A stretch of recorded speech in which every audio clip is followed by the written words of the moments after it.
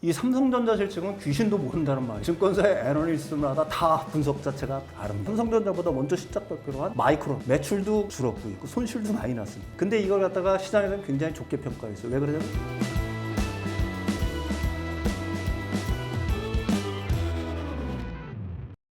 이번 주 화두 평론가님께서 항상 중요시하시는 기업의 실적 네네. 시즌이 아닐까 싶습니다. 네.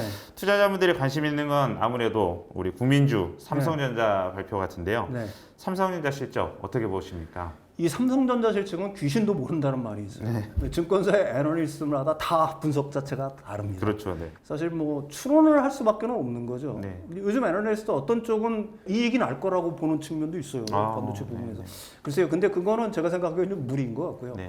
일단 우리가 가장 중요하게 생각해야 될 거는 삼성전자 실적을 볼 때, 특히 반도체 부분의 DS 부분의 실적을 볼 때 가장 중요하게 봐야 될 거는 그러니까 삼성전자보다 먼저 실적 발표를 한 마이크론, 똑같은 메모리 기업이니까 네, 그렇죠. 네. 이쪽 기업의 실적을 좀 유심히 봐야 됩니다. 매출도 줄었고요. 네.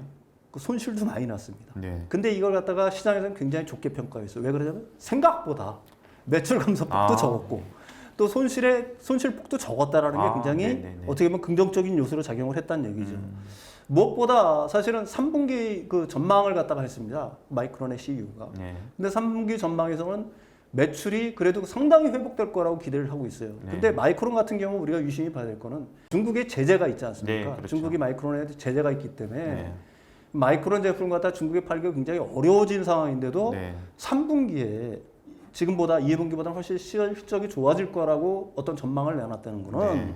다른 말로 얘기하면 삼성전자의 실적도 네. 특히 3분기부터는 사실은 그 삼성전자의 어떤 감산한 효과들이 본격적으로 나타나기 시작을 하는 거예요. 네. 네. 이르면은 4분기 말 정도에는 이익으로 개선될 수 있는 여주도 있다. 네.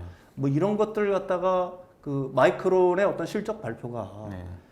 그 상징적으로 보여주는 거 아닌가 싶은가 뭐 이렇게 봅니다. 네. 그래서 저는 그 삼성전자의 실적 개선이 완전히 대폭적으로 일어난다는 것은 사실 지금 상황에서는 그건 언어 도단인 거고요. 네. 네. 다만 적자 폭을 좀 줄인 거, 네. 그다음에 매출 감소 폭을 좀 줄인 거, 그게 한 2분기 실적의 가장 합리적인 그 추정치가 아닐까 이렇게 생각을 합니다. 네. 예.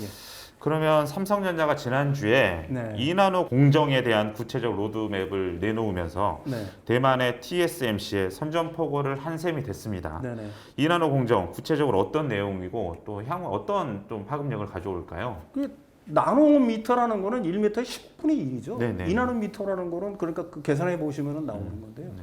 이게 이제 반도체 산업 같은 경우에 지금까지는 미세화의 어떤 경쟁이었다라고 얘기할 수가 있습니다. 네. 미세화를 시키게 되면 결국은 이제 게이트 간에 반도체 칩의 게이트 간에 그 선폭을 줄인다는 얘기거든요. 네. 그럼 이게 어떤 장점이 있냐? 가까워지면 가까울수록 신호 전달이 점점점 빨라지고 쉬워지겠죠. 네. 즉 성능이 업되는 겁니다. 또 가까우니까 네. 전력이 덜 들겠죠. 그렇죠. 이런 어떤 두 가지 장점 때문에 지금까지는 미세 공정, 초미세 공정의 어떤 경쟁들이 불어왔다라고 얘기할 수가 있는 거예요. 네. 그러면 삼성전자는 이나라 공정에 대해서 일단 포문을 열었죠. 로드맵을 제시했으니까. 네. 뭐 25년에는 모바일용, 26년에는 HPC, 그러니까 고성능 컴퓨팅이죠. 네. 이쪽. 그 다음에 이제 오토모티브, 그러니까 그 자동차용이라고 얘기할 수가 네. 있겠죠. 그 다음에 27년도에는 뭐 1.4나노미터까지 가겠다라고 선전포고를 했는데. 네. 사실은 뭐 3나노도 삼성전자가 제일 먼저 했죠. 네. 근데 이 바운드리 부분에서 네. 사실은 TSMC와의 격차는 더 벌어지고 있습니다. 네. 올해 같은 경우에. 가령 그 지난해 4분기 말만 해도 그 양사 간의 격차가 파운드리 부분에 42.7%였는데 지금 47.7%까지 벌어졌어요. 5%포인트가 더 벌어졌거든요. 네. 이게 우리가 그 미세 공정에서 TSMC를 갖다가 따라잡지 못해서 네. 아니면 후발이라서 이런 결과가 나타나는 게 아닙니다. 네. 실제로 이런 파운드리 부분에서의 격차가 요즘 심화되고 있는 부분은 파운드리 부분에서 두 가지로 가는 것 같아요. 제가 보면은 네. 하나는 미세 공정, 네. 또 하나는 미세 공정을 벗어나서 일종의 칩넷 구조. 이게 무슨 얘기냐면은 과거에는 여러 가지 칩을 갖다가 하나의 고성능 칩에 다 담았어요. 네. 네. 근데 요즘에는 어떤 방식으로 이걸 만드느냐면은 이걸 따로따로 분리를 합니다. 이걸 칩넷 구조라고 그러는데 네네. 칩을 따로 생산을 해요. 그래서 이걸 갖다가 하나로 합치는 과정을 합니다. 이거 후공정이죠. 네. 이 후공정이 굉장히 중요해지고 있는 단계입니다. 그렇게 되면 굉장히 장점이 많겠죠. 가령 하나를 뭉뚱그린 것에서는 하나가 고장이 나면 다 못 쓰겠죠. 네.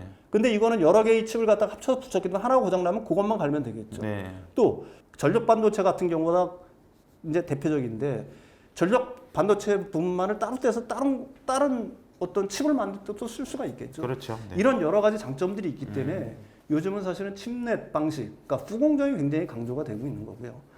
이 TSMC 같은 경우에는 삼성전자보다 파운드리 업력이 오래됐기 때문에 네. IP라고 하죠. 설계 자산도 엄청나게 더 많이 갖고 있고요. 그렇죠. 이런 후공정이 굉장히 많이 발달을 해 있는 겁니다. 그래서 이제 삼성전자는 미세화 공정에서 이런 어떤 로드맵을 발표를 하고과 동시에 후공정을 갖다 키우고 후공정 분야를 키우고요. 네. 패키징 분야죠. 패키징 분야를 더 키우고 그다음에 설계 자산을 갖다가 지금 가령 그게 뭐 모으는 거에 굉장히 집중을 하고 있는 줄 알고 있어요. 그렇지만 그런 어떤 효과들이 단기적으로 나타나지 않을 거라고 보고 있는 거고요. 네.